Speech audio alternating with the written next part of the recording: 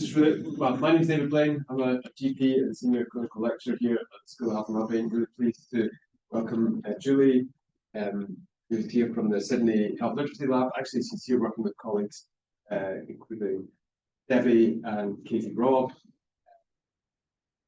We'll know about that as well. But today's talk is going to be around what generative AI means for health literacy.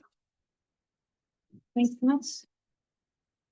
So thank you everyone for coming on to this talk. I'm not sure how much people already know about generative AI, but I do move quite quickly. So I'll kind of talk about basics and then we'll move into research in the area as well. But like really happy to answer any questions that people have either now or you can always email me if you want to know more as well. So I thought I'd just kind of explain a bit of the context that I'm coming, or the perspective that I'm bringing to this area of research. So I'm from... Sorry to interrupt. Yeah. Apparently the camera is going to the ceiling. Oh. Where's the camera?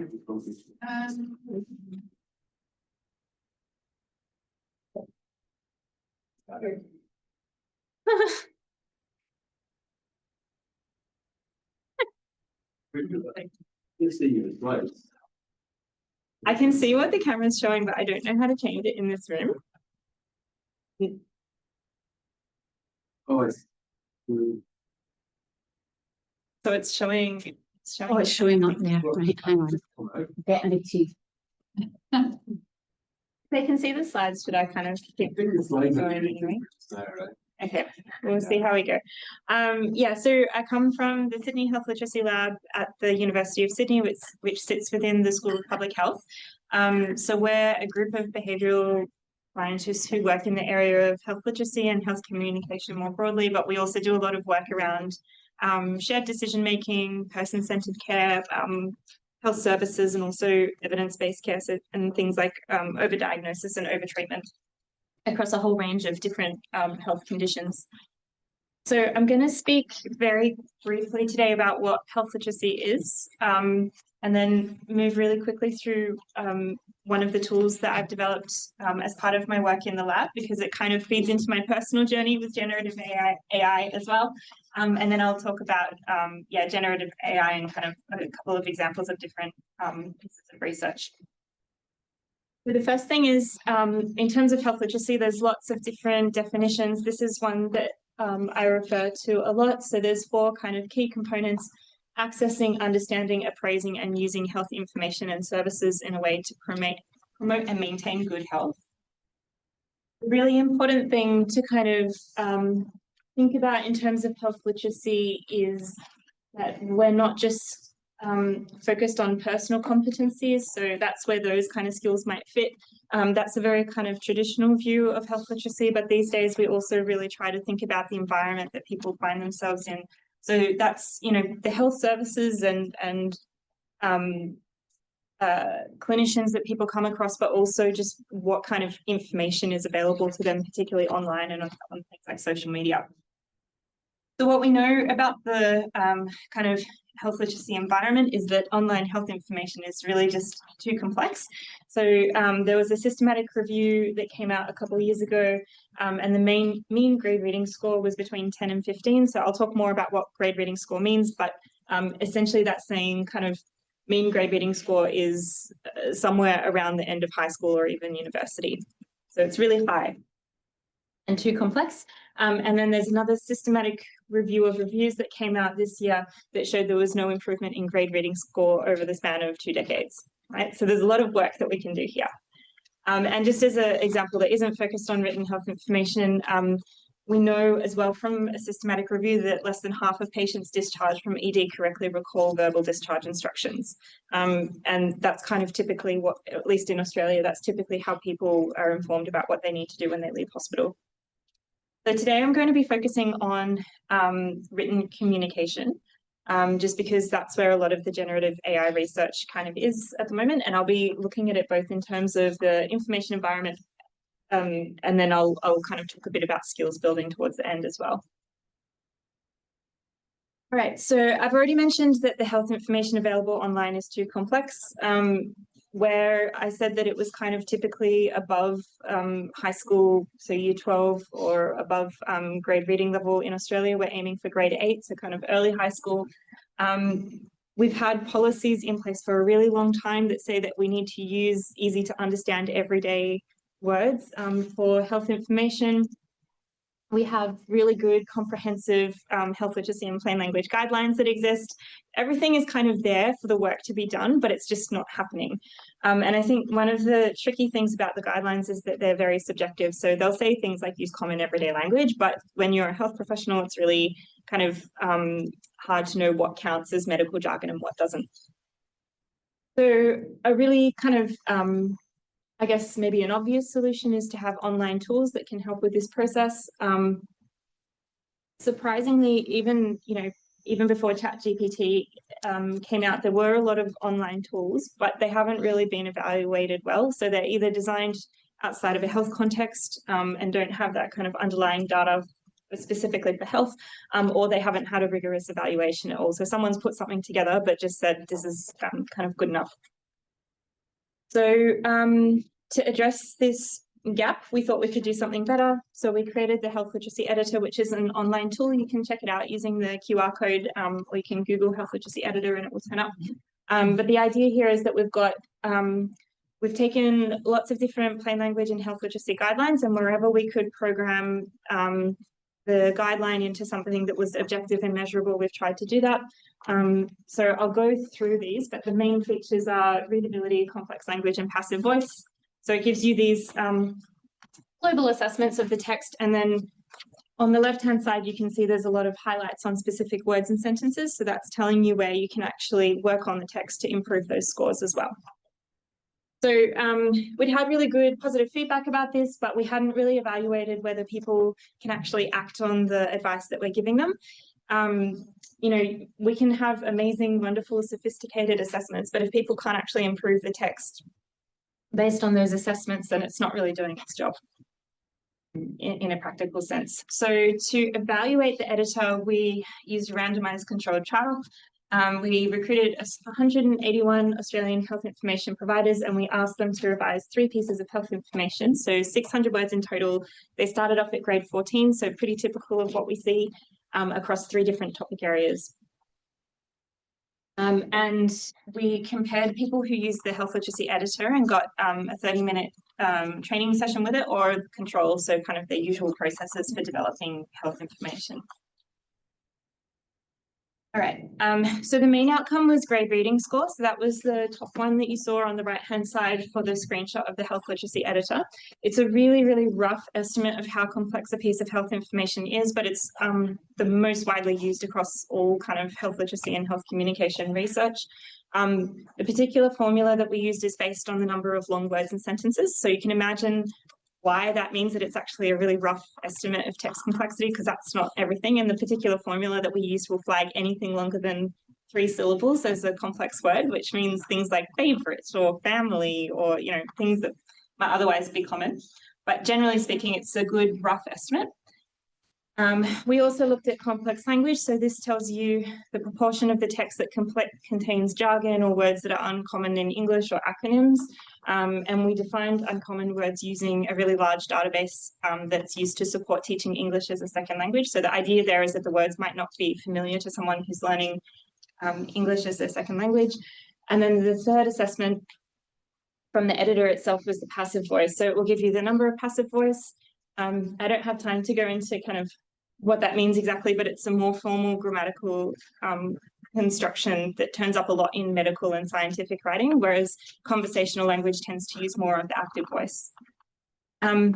We also had some expert ratings. So the PMAT is the Patient Education Materials Assessment Tool. It's one of our main kind of checklists for deciding whether a piece of information is health literate or not. And we used a component called word choice and style. So that was made up of 3 questions that we asked experts to rate. Does it use common everyday language?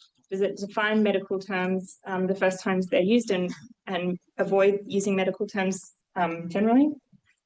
And also whether it was using the active voice or not. So corresponding very closely to what we've already assessed in an objective way.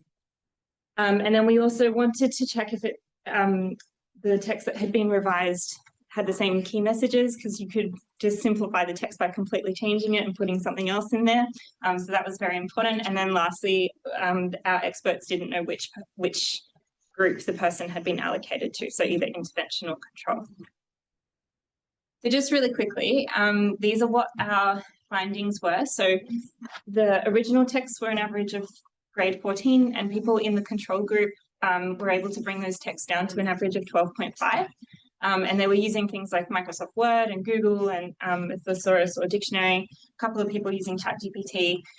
People in the intervention group were able to get it down to grade 10, which is a 4-grade difference. Personally, from my experience, that's a really big difference in the quality of the writing.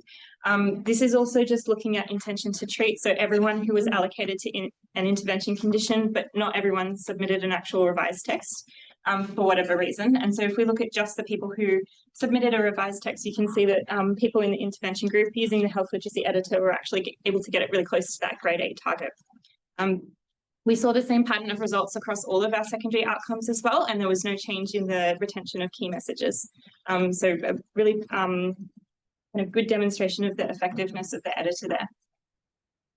So I guess I'm going to switch over to artificial intelligence now, but I just want you to kind of keep that in mind. I made the editor in 2020, and then it was kind of building up momentum, and then ChatGPT hit and I had a bit of an existential crisis, and I was thinking, oh no, is this completely useless now? Like, what does it actually mean? But it's actually, people are still finding it really helpful for various reasons, and I'll kind of show you how we've used it with the generative AI research as well to assess how these tools work. So to start off really basic, I guess AI is a really broad term. It's not very well defined. It's not consistently defined, but it's kind of this idea of digital technologies that can do tasks that would normally need human intelligence. So things like learning or reasoning or making decisions. And I think the other thing that's worth just reflecting on is that we've had AI on our phones, in our web searches for a really long time. It's in basically everything that has an algorithm. So it's really entrenched in the way that we kind of move through the digital world. The thing that kind of has come up recently that's really different is this idea of generative AI. And the difference here is that generative AI is all about kind of, as it says in the name, it's about generating content. So whether that's text or images or videos. I'm going to be focusing today on large language models, which is kind of a specific type of generative AI that's focused on text. And I guess what kind of the key learning here is that the model is based on a really, really large amount of online data. And the model is just using that online data that it's been trained on to predict what's going to come next in the sentence.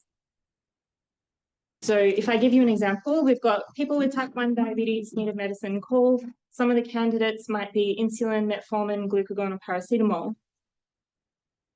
With this sentence, what's happening is once we've got that, it's thinking, okay, which one of these is the most likely, and kind of attributes a probability or a weight to each of those options. So just say these were the probability of them. It's going to pick insulin because insulin is the most likely. So the most important thing to take from this slide is that it doesn't know anything. It's not synthesizing evidence. It's not evaluating evidence. It's just thinking about what's most likely to come next. And it's kind of incredible how far that can take something like ChatGPT in terms of giving us plausible human-like responses. But this is kind of the fundamental reason why we're getting the errors as well. All right, the other thing I wanted to mention is that generative AI has changed a lot since ChatGPT first came out. So for example, now you can integrate it with a web search. There's different guardrails in place for different versions of conversational agents, whether it's ChatGPT or something else. We can use prompt architecture, so that's just kind of the instructions that and the context that we're giving the AI model can really change what its outputs look like. I've got up on the screen that second part called GPTs. That's where you can kind of use the model that underpins ChatGPT. So you might hear people talking about GPT 3.5 or 4 or 4.0. That's the foundation model. And then the interface is ChatGPT. So you can create your own version using those models, and you can kind of choose what you want the prompt architecture to be if you want it to take on a role or something like that. And that's really changed what we can actually do with this technology as well from a non-programming, non-computer science kind of point of view. I'll mention very briefly that we've also got, you can now kind of have a curated library that you want it to draw information from. So web search is great, but if you want it to really focus on trustworthy, reliable information, you're better off using this thing called a RAG model, or retrieval augmented generation. And then fine tuning, which is where you're actually changing the kind of weights that get attributed in that more foundational model that I showed you. So it's rather than kind of a layer on top, it's actually changing the model that's being used. Yes, all right. So just coming back to this diagram, I mentioned that the health information is too complex. We've got the health literacy editor, which is great. It's effective in theory, it's scalable, but it's not creating instantly simplified health information. And then along came ChatGPT. We've got these no-code AI tools that any clinician can kind of pick up and use, which is a really exciting, in terms of being in the health literacy, health communication space, this is just such an exciting time for me just because of that.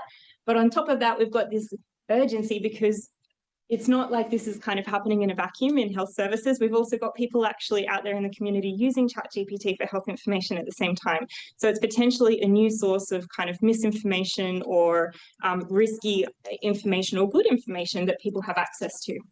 So we did a nationally representative survey last year, and we found that 1 in 10 Australians in the first half of 2024 had been using ChatGPT to ask a health question. And out of people who were using ChatGPT, the people who were using it for health were more likely to have low health literacy or to come from non-English speaking backgrounds. So there's something there where that I can't say this for sure, but for me, it feels like that interactive format, being able to put something into another language, has benefits because we don't have health information at the moment that really meets people's needs. So in terms of giving a bit of structure to how we might think about AI and health communication, I've got these 4 quadrants that I've kind of come up with, and I'm going to focus on the top 2 today because that's where most of the research is. So as I go through these, just keep in mind that I'm focusing on text, but of course you could think about these in terms of audio, visual, and video mediums as well.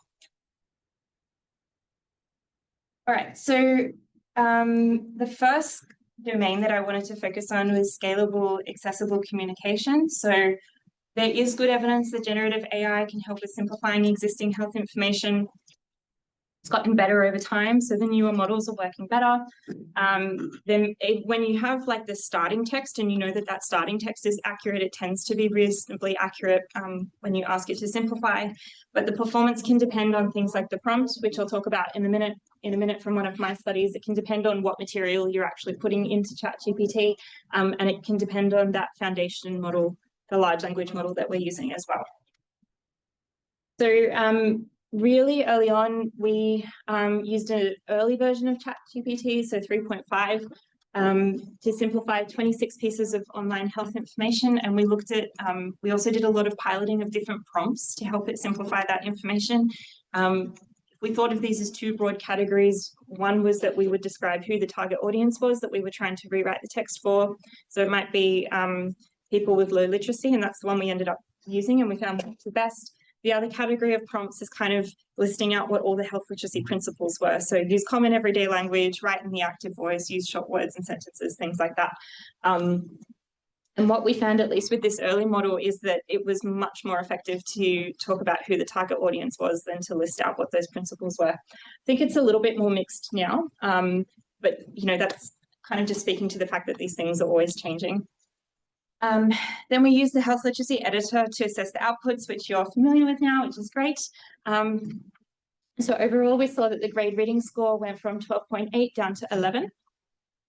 That difference was significant. It is a good improvement, but it's way above the grade 8 reading score that we're aiming for. And we saw pretty good improvements with complex language and passive voice. So to get the complex language down to 14% is actually quite good. One of the important things as well was that when we looked at whether the simplified text had retained the key messages, we found that it was really, really variable. So sometimes it was fine. Sometimes it was, I've got 80% there, but I think actually a lot of the time it was quite a bit lower than that as well.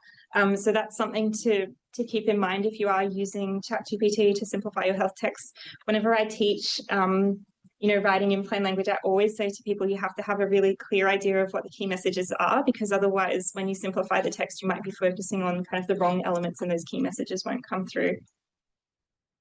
And ChatGPT wasn't very good at recognizing that. And then the other thing was that we saw stronger effects when the text started off more complicated. So that difference of 1.8 grades wasn't like, that difference was much smaller if you started off with something at grade 10 and you were trying to get it to grade 8, whereas if you started off with something at grade 14, it could do a pretty good job. I think it might have been 3 grades if it was grade 13 or above, for example. And just that last point is that there is kind of a bit of evidence to show that the newer models are more effective for simplifying text, particularly when we're focused on this grade reading score kind of evaluation. So the next domain I wanted to talk about was tailored health advice. So where that was kind of a fact sheet or information that would go out to everyone. Here we're talking about more personalized, kind of taking into account patient characteristics or patient history. So there's more of a risk of safety and accuracy here because we're talking about things like what medications should you take and when should you take them, what actions should you take and things like that. So we ran a study where we took 100 US discharge summaries from a single hospital that had been de-identified, and we wanted to turn them into simpler plain language outputs. So I've got an example here which says sodium chloride 1 tablet POBID, which means take it by mouth twice a day. So what we were trying to do was get the model to change it from this into something like this. Take 1 tablet in the morning and 1 tablet in the evening. And this actually follows a universal medication schedule format, which we know is more effective for people with complex medicine regimes and people with low numeracy. So the idea is that you say each kind of phase of time that someone needs to take the pill rather than even saying twice a day. So what we found was that we did get lower grade reading scores and complex language scores. Only 25% of the medicine instructions that could be written in that UMS format were actually written that way. So there was a bit more work to be done there. And then in terms of safety and accuracy, I just wanted to spend a bit of time on this as well. So if you're thinking we've got 100 discharge summaries, if we're just focusing on, they had a list of medications and then a list of actions.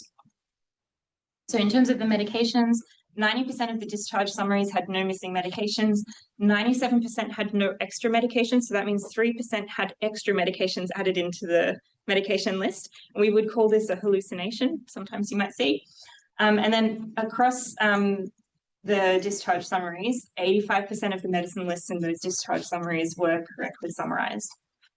For the actions, you can see that the scores are a lot lower. But the interesting thing, and I think I've got it on the next slide, the interesting thing is that the actual safety issues arose from the medication errors rather than from the actions. So even though it was missing actions and it was making up extra actions, those differences weren't they weren't as impactful for the safety of the patient. Overall, we found that 18% of the discharge summaries had a serious safety issue, and you can see the breakdown of the 18% there by the type of error.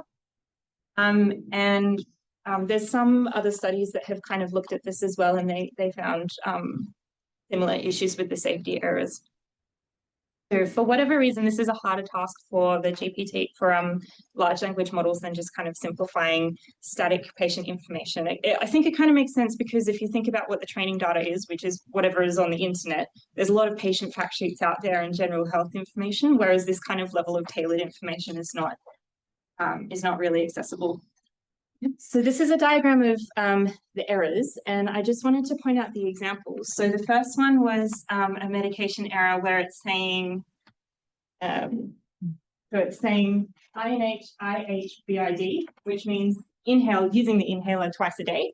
And instead it's interpreted that as inhale the entire contents of the discus, which is not what we want. And then the second one,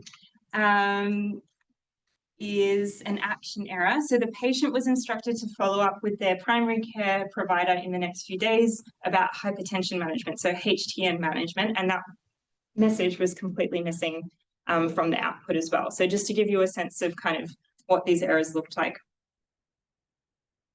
All right, so as a kind of domain of research, this kind of body of research around scalable health information and tailored health advice that's augmented by generative AI. I just wanted to talk about some of the general limitations that I've observed. It's quite a difficult area to study because so many things are coming out all the time, but these are kind of the patterns that I'm seeing in the published literature. So really often in terms of evaluation, they're only looking at grade reading score. They're not looking at any other kind of aspect of objective measures of the quality of the information or plain language. Often they'll just use clinician ratings of understandability. So the clinician will say, was this easy to understand? Yes or no, which I'm very skeptical of. And then we know that the large language models are not likely to work the same way across different domains and different contexts, which is really important for health, where we have, you know, if you think about how much information is online about something like diabetes or cancer, or you know, general information about cancer compared to more specific or even less like rarer diseases and things like that, its accuracy is and performance is going to be really variable. One of the other things that I'm finding quite interesting at the moment is that it, as you would expect, it works differently across different languages as well. So particularly if you're thinking about that other statistic where I said 1 in 10 Australians are using ChatGPT for health, and it's more likely to be used by people who speak English as a second language, we really need to be thinking about what does that mean for our community and how can we help them to use it safely. The other thing is that there hasn't been a whole lot of work on assessment of biases. So there's some examples where we see that it's US-centric. Again, that's not surprising. There's a little bit of work around it producing stigmatizing language. So that was in the context of mental health and drug and alcohol use, the Spalak et al. One. And then, as you can probably tell, there's not much that's looked at evaluating image and audio and video. It's really all focused on the text so far. All right. I've just got a couple more. That was kind of the bulk of what I'm talking about with generative AI, but I did want to touch on some other points briefly. So the next one was about chatbots and interactive patient education. There's a lot of research that's really people just asking ChatGPT questions in their clinical area and then seeing how accurate it is. So this systematic review is from a little while ago. It's a bit dated, even though it says 2024. So we would expect the accuracy rate to be higher, but it just wasn't as high as you might think from the hype in the media. So 56%. And we know that it works better for general health questions and things like fact-checking, for common health conditions, and for English queries as well. Kind of what I was getting at before. The other thing is that probably since about November last year, I think we've had access to very easy access to tools that can include the RAG models, which is that curated knowledge library.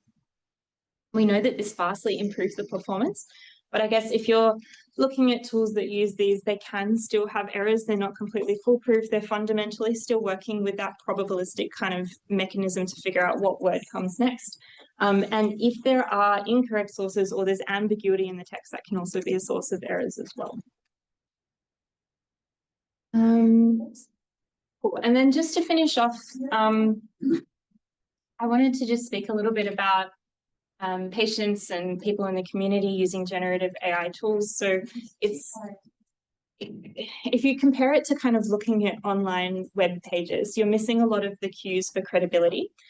So we don't know who wrote the text, or like, you know, no one has written the text. We don't have any access to how updated or, you know, how old that piece of text is. It doesn't come from a trusted organization. And I think the thing that's really tricky is that it sounds really compelling. It sounds really plausible and confident, right? So it's, even for me, I feel like it's really easy to be lulled into this false sense of security that, oh, it's probably right. It sounds like it sounds okay. So for me, working in health literacy, I see this as kind of a new set of skills that some people might want to think about acquiring. And the tricky thing again is that it's not like these skills are going to stay the same. They're going to change as well. So it's an interesting space to be in, because I do genuinely think that there's a real opportunity here to empower people so that they can kind of access health information in a way that makes sense to them and, you know, suits their needs, but we need to kind of balance that with the risks as well. So off the back of one of the studies that I talked about today, we had some consumers involved in that study, and I was just asking, you know, what were their reflections on that study, and they said, well, what does it mean for me? How do I use ChatGPT well? I want to do a good job, not just the people developing the health information, which to me was a can of worms, but we went on this process of co-designing a brief resource to help people get across the fundamentals of what ChatGPT is, but also thinking about what does that mean when I'm using it for health. So we created a series of images that can go on Instagram and then a short animation as well. And kind of one of the key components of it was that we were trying to get people to think through what kind of question am I asking and what might be the risk associated with it. So here on the left-hand side, we've got kind of, you know, understanding a medical term, understanding treatment options, summarizing a website you might trust or a research study. That's kind of where we know that it's likely to be less risky, but something like, you know, asking which treatment you should use, finding out what your symptoms mean, or understanding a CT scan or a blood test result or something like that has the potential for kind of more risk, whether it's health anxiety for the person or actually a health risk as well.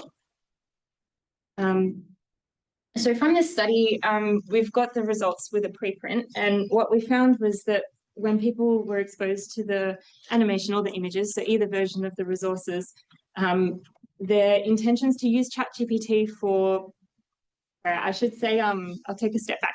To assess this, we asked people about I think it was about 8 different scenarios where it was like, you want to know about this thing, would you ask ChatGPT or not?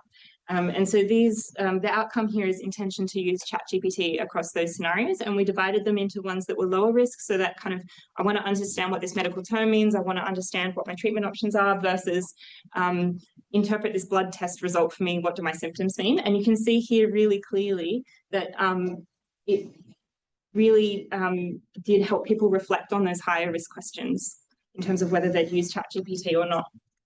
And the nice thing is that we saw a similar pattern to kind of back up this finding in terms of higher knowledge in the intervention groups and also less trust in ChatGPT.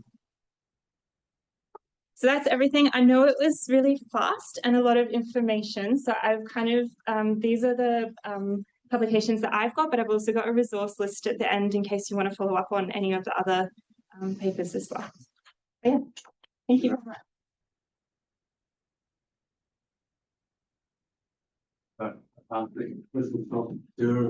There's the AI and health literacy. Thank you so much.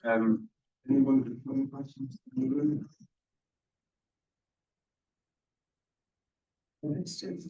Thank you, Jill. That was brilliant. Can I ask you a question? I'm a GP, and so what's your thoughts on clinicians using AI to summarise their consultation? I have colleagues who do it. I don't, but I have colleagues who do it. Yeah. So David knows this, but that's actually something I'm really, really interested in. At the moment, I think people are mostly using it for clinical notes or to write letters for referrals and things like that. But I think personally, I think there's a real opportunity to create patient-friendly summaries, similar to the discharge summaries, but kind of summarizing what's going on in the consultation. Because often you go to I'm not sure about your practice, but I go to the GP and you don't really receive anything. It's kind of, it's all just what you remember. And I just think there's such an opportunity there. Obviously, we have to think about privacy and security and consent and make sure that all of those things are in place. Like, I don't discount that's a huge undertaking as well, but in terms of the opportunity there, I think having that extra resource when you leave the GP is a really exciting. I think there's a risk. I was just thinking about your data you presented around accuracy and the errors. Do you think there's a risk of similar accuracies or errors? Yeah, so for all of that kind of work, I think at the moment it's at the point where you'd have to have a human in the loop checking it. There's no way to get around that. That's not necessarily foolproof either, because you can have kind of, you know, if something is correct 95% of the time? What if you miss the 5% of errors? And we just don't know enough about how people respond to that kind of thing because it's a new technology. So I would just I guess what I hope is that we still run the studies and evaluate them in a kind of careful and rigorous way so that we can make informed decisions about using the technology rather than kind of guessing whether it's worthwhile or not. That's where I'm coming. Curiosity is where I'm coming from. Yeah. Question online. No. Okay. Ayre, can you feel to unmute and ask your question? Yeah, thanks. Yeah, very interesting talk. Thank you. I'm Eric. I'm a computer scientist by training, so I'm coming from it from that perspective. What I found interesting about this in particular was that you said that there's a big reduction in errors when you have a kind of specialized corpus for the large language model. That seems to me to be really critical because, I mean, in computer science, we call it garbage in, garbage out, right? And a large language model is generally trained on huge swathes of the internet, and a lot of that is garbage. If you put garbage into an AI, you'll get garbage out. But if you curate that knowledge, then you can avoid a couple of things. One would be the recycling of, unauthorized copyrighted content and mingling it with other stuff to produce the output. And the other would be making sure that this knowledge base is more factually correct, right? So I'm wondering, is there kind of any sort of unified effort to build a corpus for this kind of generative AI that the large language model could function on and to reduce that error? Or is it something that's kind of just beginning as an effort to use ChatGPT in this focused way? Yeah, that's a great question. So as far as I know, I think it's mostly happening in industry with commercial efforts. I don't think there might be a university out there that's trying to put that together, but I'm not aware of it at the moment. And I think the other thing that's kind of changed is that at the start, I think people were really thinking about, oh, maybe we need a fine-tuned model that's focused on medical information. But I think what they're finding is that the RAG model, as you say, just like overcomes so many of the problems, and it's a lot more flexible in some ways as well. Yeah.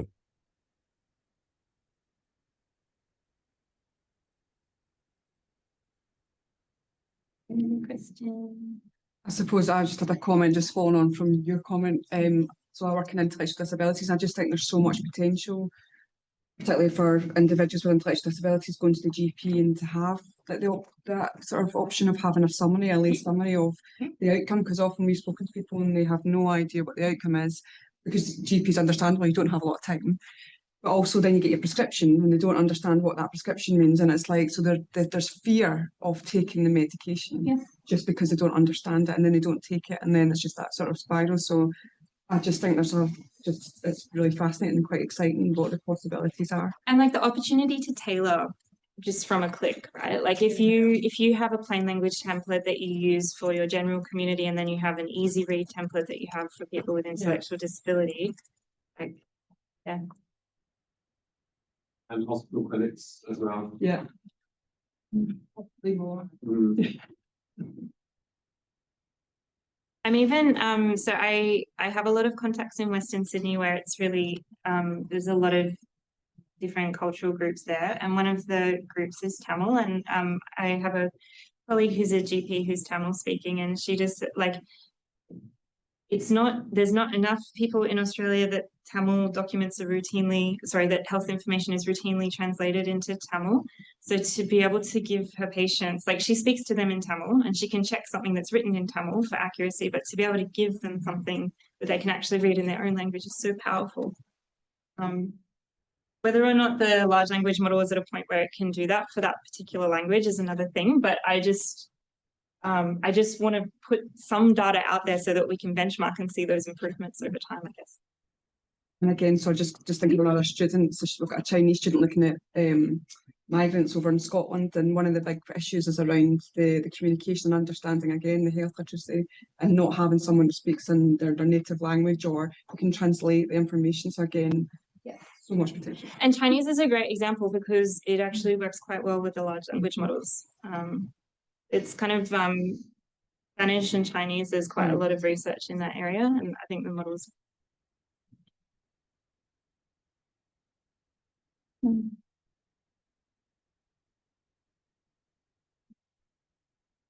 Going to be speaking to a content section, what would you be saying to that?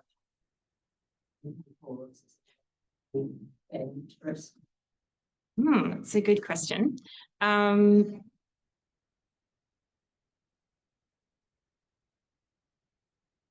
think it's probably quite a personal question and depends on what kind of tasks it could help you with. So if you're a clinician who is creating information sheets for your patients, honestly, I think it's quite good at simplifying health information. You can use the health literacy editor to see how good a job it's done. You're going to be checking it anyway for accuracy. Like, as long as you're okay with the general idea of ChatGPT, then that's a good use case for it. Obviously, using it something like a digital scribe comes with a lot of other questions around privacy and security. And then I guess the other thing I would say is just being aware that your patients might be using ChatGPT, and I'm not sure if, I know those consults are really quick and they're really jam-packed, but kind of similar to if someone was using social media a lot for their health information, you kind of want them to know what the risks are and be able to make informed decisions and reflect on how they're taking in that information. Does that answer your question? Or? Yeah, I just really whether around where people can't avoid using it anymore, whether it's acceptable.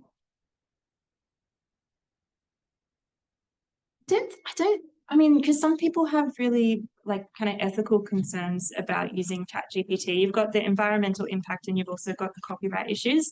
And I wouldn't, like, if someone decides not to use ChatGPT for those reasons, I think they're very valid concerns to have as well. Yeah, so I wouldn't say that you have to be, personally. From a point where you do. Sorry? You think that from a point where it will be to this. So I'm just trying to get a sense of how much is the essential part of a toolbox for a health professional today, or ways to want to change. I think I probably have to think a little bit more about it. I suspect what will happen is it will become more ubiquitous and kind of hard to avoid using, rather than people feeling like they have to necessarily. Because it's things like I think I've talked to a lot of people about this. This is just anecdotal, but when you're an expert in an area, ChatGPT can be really useful because you can see where it's falling short. Whereas if you're using it, say, as a new GP or someone who has less experience in an area, then everything can kind of seem like it's quite good and quite accurate. So there's probably something there as well where, like, potentially it's actually more useful for people who have that expertise already in the subject matter. I guess there's parallel conversations going on in some of the learning and teaching communities here about the undermining of critical skills amongst our student body through the ubiquitous use of ChatGPT among students. So maybe extend that to healthcare professionals if it becomes. I'm not going to think about diagnosis. It's ChatGPT. Yeah, I think so too. And we just don't know what the long-term, kind of similar with the students, but like we don't know what the long-term effects are on the way that people make sense of the information coming out of ChatGPT, and kind of what's the name of it, but it's like there's a attention bias that happens when you keep on seeing the same thing again and Come back to your point though, is it like I think there will be a typical like with the internet. I remember when I was medical getting to me what the internet was. And that's how and I was like, I don't know where it is. And then nobody cares, nobody thinks where it is. And I can't see how we can get to a point. It's just so much part of our life, but it's how you then filter, learn to use it in a way that doesn't negatively impact your clinical. We're doing some stuff with medical students looking at how you can use it. Oh, cool. In a way that doesn't take away from, way enhances it. So I think it's fun. And like, I mean, when it comes to clinical education as well, I think there's a lot to unpack in terms of what biases are we baking into the training if we use it too. Yeah. And that will just take time to kind of. And that's one of the things we're looking at. An EDI lens, or what's the biases generated. Yeah, absolutely. On a couple of questions online. So Eric, I'll invite you to unmute just now, and then I'll read out Donna's question. Okay, yeah. Sorry, it's me again. I was just curious because we're talking about bias. I think one of the things we've seen in computer science is that um, there's been a lot of sort of bias against AI in a way where, for example, in computer vision applications, um, people seem to think that AI was categorically worse than humans, but when actually tested against humans in real world scenarios, the AI outperforms humans in recognizing faces, recognizing objects, etc. So I'm wondering if there's been a similar comparison done between a large language model's performance like ChatGPT and the advice given by real GPTs or real GPs, for example. Is there actually a similar error rate? Do we see a definitive difference in greater errors being produced by the AI or not? Because in other fields, we've seen that the errors are kind of perceived in a cognitively biased sort of way as being more frequent. But in actuality, under strict testing conditions, the AI performs better than the human. Not to say that that's the case necessarily here, but I'm just curious if that comparison's been done or not. Yeah, thanks, Eric. That's a great comment as well. I think one of the things that happens in healthcare is that we think it has to be 100% accurate in order for us to actually use it, when that's not necessarily what happens with, in real life with clinicians as well. So there's kind of a question there about when we're evaluating, what is the point where it becomes good enough? And I think there's lots of people grappling with that, and it's not necessarily a clear-cut answer. But I would definitely say there's kind of even in myself, but in other people as well, there's a tendency to think like if it's not 100%, then we can't use it, just because health is so risk averse as a sector. The other thing I would say is that kind of as you were hinting at, I think it depends on the specific task that you're looking at. So, for example, there's some studies that I've seen where they asked ChatGPT to translate health information into different languages, and they also simultaneously had language translators translating that information, and neither of them scored perfect scores. So even the human translations weren't deemed as perfect by other translators, which I thought was interesting. But it was kind of scoring, it depended on, I think, which language it was, but it was kind of scoring comparably for some of them. Yeah. So I can't give you a super clear answer because it's quite a broad question. I think it does depend on the task. That makes sense. Well, thank you. A quick Google Scholar search suggests there's lots of studies that are looking at that. Lots of different areas. I think it piques the curiosity of clinicians, because it's kind of like me with the health literacy editor. Like, is this going to replace my job? Yep. Just a question. You were talking about how we can curate the library, or we come from like a bio background, like can ever be like even like efficient enough, because so much variations in just when they're asking advice to actually would be ever be efficient to like say like this is like huge variations and just one disease and like from that to different, even if you curate the library. Yeah, so again, if you're thinking about like, am I giving general information versus very personalized for symptoms and diagnosis, that symptoms and diagnosis area is always going to come with more risk. There's quite a lot of research on, it's a little bit outside the scope of health communication, so I'm not as totally across it, but there is quite a lot on the diagnostic accuracy of large language models based on kind of like a patient history. And also on like triaging for the same purpose as well. And I think sometimes, coming back to Eric's point as well, sometimes it can actually be, from those studies, they're getting some that have quite accuracy. Not every study, but sometimes they are. I think in terms of your question more broadly, the RAG models are not infallible. So the curated library is not infallible because you're still creating probabilities. I don't think you're going to ever be 100% certain, but it might be more about like, do we accept a certain level of uncertainty if it has the benefits? Great questions, thank you. Got one more Yep. online from Donna. Wondering if a visual language has been explored, like IKEA style graphics for medical instruction. That's a great question. I don't know. I haven't come across anything like that. Yeah. The images kind of came out, the image generation is a bit hasn't come out quite as quickly, and it's more expensive to run the image generation. So I would expect it to kind of be a bit slower to appear in the So research. there is someone in the university doing that. They've got in touch with me. I can't remember who, but someone's and that's their sort of area looking at the visual. Yeah. Yeah. I know like commercial entities as well who've been looking at automating generation of easy read, including images and things like that too. So there's definitely people doing it, but whether it's actually been evaluated for how it works, I don't know. Yeah. Like I think the tricky thing for me in this space is that there's so much going on in industry and commercial spaces, but it doesn't get evaluated in the same way that we're kind of looking for. So you know, industry is going to move faster than research will, I think.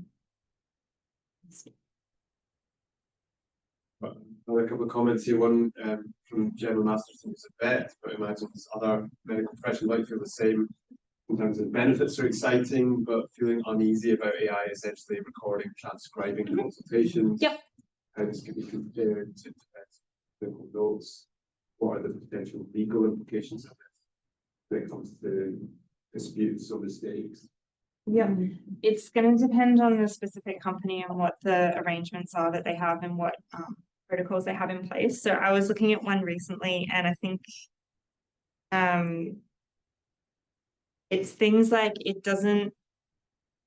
it's doing everything in real time. So the recording is going to a server, but it's not actually storing the recordings anywhere longer term.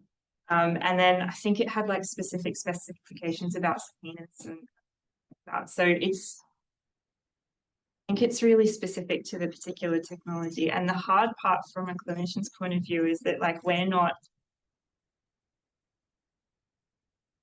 people like I think a lot of clinicians don't feel like they're well placed to make decisions about which ones they should and shouldn't be using, and whether this kind of certification is enough for me to feel safe using it or not. And there's not a lot of guidance. Like I think a lot of the responsibility has been put on clinicians to make that choice and kind of take the liability with it as well. Can I ask you a follow-up? Not actually follow-up, completely unrelated. I'm just mindful that we've got other colleagues here who are interested in university has strategic priorities around both health inequalities and climate sustainability. You mentioned about the climate impacts of AI. Yeah. Can you say a bit more about that? And what are some mitigations that the industry is talking about? Yeah, I don't. It's like a fast track to destruction. Yeah. So my understanding of it is that the models have gotten more efficient, but that is not proportionate to the increase in use. So overall, it's just the use is skyrocketing the climate impact of them. There are things like fine-tuning a model takes a lot more, running a fine-tuned model takes a lot more energy than using something like the RAG curated library version. So there are some things there in terms, and like having a prompt architecture that's really efficient can also reduce the climate impact. But I think I'm not totally across this, but I think the fundamental issue is just the amount of generative AI that's being used is kind of the issue rather than with an individual. Yeah, it's a bit bleak when you think about